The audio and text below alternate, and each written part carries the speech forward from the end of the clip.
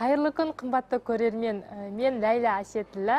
Таңдау сізден хабарында, хендмейд айдарында бүгінгі күні сіздермен бірге әсем әшекей сырғалардың жасалу түрлерін үйренетін боламыз. Біз бүгін сіздермен сырға жасаудың 3 түрін жасап үйренетін боламыз. Себебі неге 3 түрі десеңіздер, сырғаның ең ерекшелігі ол оның тағатын жерінде, таққыш бұйымында болады. Сырғалардың өздеріңізге белгілі, біреулеріңізге белгісіз, негізгі 3 түрі болады. Оның біріншісі бізде ағылшындық замогы болады, английский застежка дейді. Екіншісі ол бізде гвоздик, міне өздеріңіз көріп тұрғандағыдай. Ал үшіншісі бізде жай ғана ілініп қоятын ілінгіш сырға. Біз осылай 3 түрлі сырғаның ілгішімен біз сіздерге бүгінгі күні 3 түрлі сырға жасап үйренетін боламыз. Ең бірінші біз өзіміз гвоздик сырғамен жасап үйренейік. Ол үшін міне менде керемет кішкентай көбелектер бар. Бұлар подвеска деп аталады. Бұны әдеттегідей кез келген фурнитура сататын магазиннен таба аласыздар. Және бізге ең керегі, бізге пыйнылар керек болады. Мен сіздерге алдыңғы бағдарламада атап өткем. Міне пыйны. Және де бізге осы гвоздик таққышы және таққыштың артында қадап қоятын қадағышы керек болады. Бізге әдеттегідей кез келген әшекей бұйымымызды жасау үшін өзіміздің үйреніп қалған инструментіміз қажет болады. Мен ең бірінші мына тұрған пыйныйдың өзі басы оралған. Мен пыйныйды инструменттің көмегімен ашам. Ашып біткеннен кейін оның ішіне подвесканы, көбелегімді оның ішіне кіргізем. Міне кіргізіп біттім. Және де бұл көбелектің ары қарай әсем етіп оны ашу үшін көбелектің тастары бар. Менің таңдап алған тасымның да бетінде тастары бар. Осы тасымды кіргіземін міне. Міне көріп тұрсыздардай. Бізде қалған мына ұзын бөлігі артық. Оны өзіме керек мөлшердегідей қырқып алып тастайым. Пыйнайдың көмегімен міне қырқып алып тастадым. Енді артық қажет емес бөлігін инструментімнің көмегімен, құралдың көмегімен кішкентай ғана қайырып, қайырмас бұрын, міне, мына көбелектің алды былай қарап тұрма, демек сіздерде де қолдарыңыздағы застежканы таққан кезде ілінгішін, қадағышын сонымен бірдей қылып бір бетте тағылу керек. Ашамын, қайтып, артылған пыйнайымды ішіне кіргізіп қоямын. Міне, құрметті көрермендер, бізде сырғаның бірінші жұбы дайын болды. Артына қадағышын қадап қоя саламын. Міне сырғамыз дайын. Енді осының екінші түрін жасаймын. Пыйнайды алам. Міне пыйнайдың алдыңғы бағдарламада мен сіздерге айтып кеткем, 3 түрі болады деп. Соның басы өзі бұралған түрін алам. Себебі маған ішіне подвескамды кіргізіп қойғанға ол өте оңай. Жабамын. Екінші көрсетілген бұл жердегі міне өзімнің тасымды алам.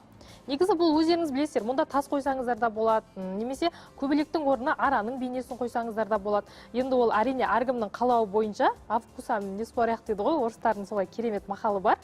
Шынымен де, міне мен өзіме керекті ғана мөлшерді кесіп алдым. Енді ішіне қайтып өзімнің сырға таққыш ілінгішімді қадаймын.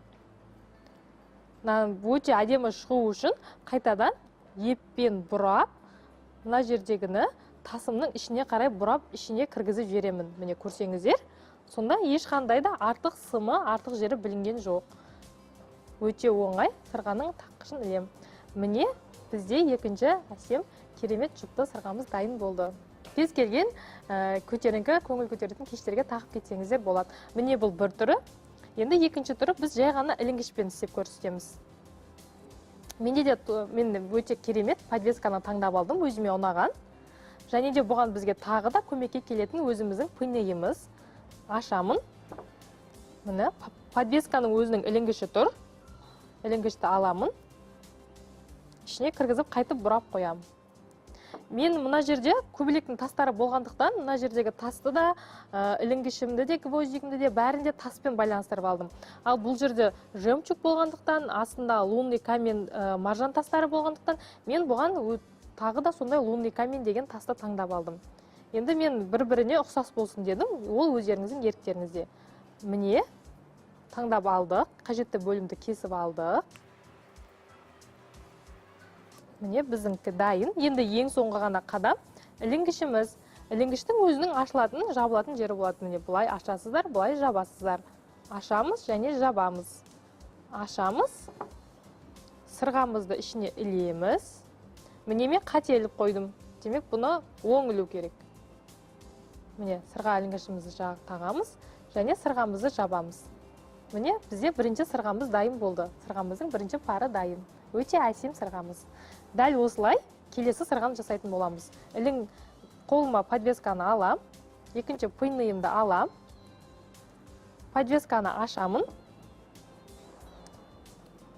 ішіне кіргізем. Қаттырақ ашылу керек екен, қатты ашылмады. Міне, жабам. Дайын болды. Бұған екінші тасымызды кіргіземіз, міне. Екінші тасымызды кіргіземіз. Мына өте ұзын болып кетті менде. Бұны не істейміз? Бұны қырқып тастаймыз, е?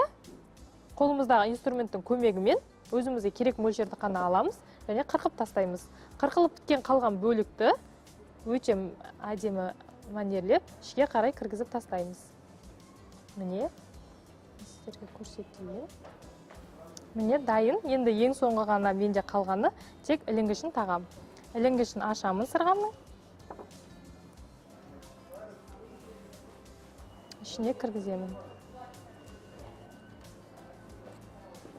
Міне, қыздар, менде екінші сырға дайын болды. Мен өзімнің құлағыма тағып көрсетейін сіздерге. Міне. Міне, дем арасында небәрі бірнеше минуттың ғана ішінде біздің екінші сырғамыз дайын болды. Ең соңғы болып қалған ол бізде ағылшын замогы былай ашылып, кигізген кезде өзінде тық еткен дауыс шығады. Көптеген алтын күміс сырғаларда осы ағылшын замогы қолданылады бізде. Осы мен қалай сырға жасауға болады, мен сіздерге осыны көрсетейін. Бұған енді мен өзім қара түстін таңдап алдым. Қара хрустальдар, мынау қара маржан, маржанның қара түрі. Сосын және де кішкентай хрустальдармен әсем керемет сырға жасаймыз. Ең бірінші хрустальдардың, таулы хрустальдың мына жерінде өзінің кішкентай ғана тесігі бар. Осы тесікке бізге енді бұл жерде өзіміз үйреніп қалғандағымыз, міне колечко бізге керек болатын болады, колечко. Кішкентай колечкамыз қолымызда құралдың көмегімен аузы ашылады. Колечкамыздың аузын ашамыз. Міне колечкамыздың аузын қайтып былайынан жауып қоямыз. Колечкамызды біз тасымызға іліп алдық. Көріп тұрсыздар ғой, е? Енді осы жерге бізге пыйнай керек болады. Өзіміздің пыйнайымызды аламыз. Оның аузын ашамыз. Мұнда тұрған колечкаға ілеміз пыйнайымызды. Және оның аузын қайтадан жауып қоямыз. Міне, бізде ең соңғы төменгі бөлігі басталып жатыр. Біз төменнен бастап жатырмыз сырғаны. Ұзын тұрған пыйнайымызға өзіміздің таңдап алған тастарымызды қоямыз. Мен қара маржанды кіргіздім. Және оның жоғарғы жағына хрустальды кіргіздім. Менкі төменгі жағы сопа, үлкен тас, сосын кішкентай тас болды. Бітті меніңкі. Енді бұны тағы да тура солай қажет емес бөлігін қайырып, ішіне қарай кіргізіп қоямын тасымның. Не ашамын. Қолымдағы құрал бұл өте керемет құрал. Барлық жерде бізге көмекке керек болады. Біз қандай әшекей бұйым жасасақ та, осы құралдың көмегімен жасайтын боламыз. Міне, дайын болды. Ең соңғы мен бұған енді өзімнің ағылшын замогымды ілгізем. Оны қарасаңыздар, оның төменгі жағында өзінде міне ашылып жабылатын жері болады өзінің. Өте керемет. Міне мен аштым. Ішіне кіргіздім өзімнің сырғамды. Және енді біткен бөлігін мен оны былайынан жауып қоям. Міне, құрметті достар, бізде екінші әсем кешке арналған сырғамыз дайын болды. Бірінші жұбы бітті. Енді екінші жұбын тағатын болам. Керек хрусталімді алам. Өзімнің колечкамды алам. Хрустальдың ішіне кіргізем. Міне мен кіргізіп біттім. Кезекті хрусталімді. Ары қарай пыйнайымды алам өзімнің. Пыйнайымды аламындағына керек жерін ашып алам міне пыйнайымның. Тағылған хрусталімді қадаймын. Бітті. Тура солай маржан тасымды кіргіземін. Сосын өзімнің хрусталімді кіргізем.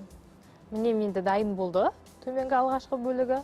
Енді артық емес керек жерін тастарымның ішіне қарай майыстырып кіргізіп тастаймын. Сырға істеген кезде мен сіздерге өткен бағдарламада айтып кеткен болатынмын. Мына қолымыздағы пыйнайдың размері болады деп. осының 0,5-тік немесе 0,6-лық размерін алыңыздар. Себебі сіздер міне қайырып жатсыздар, бұл құлақта тұрады. Бізде құлақта бас көп қимылдайды ғой. Сіздер бұның жіңішке жаңағыдай размерін алсаңыздар, онда сырғаларыңыздың сапасы өте төмен болып шығады. Кез келген жерде ол сынып немесе құлақтан түсіп қалуы мүмкін. Ескерте кететін жағдай. Сол үшін де сырға бас көп қимылдайды, құлақта көп қимылда болғандықтан сырғаңызға сапалы заттар алғаныңыз дұрыс. Құрметті достар, міне осылай әсем сырғаларды кез келген жағдайда артық шығынсыз үйде де жасап алуға болады.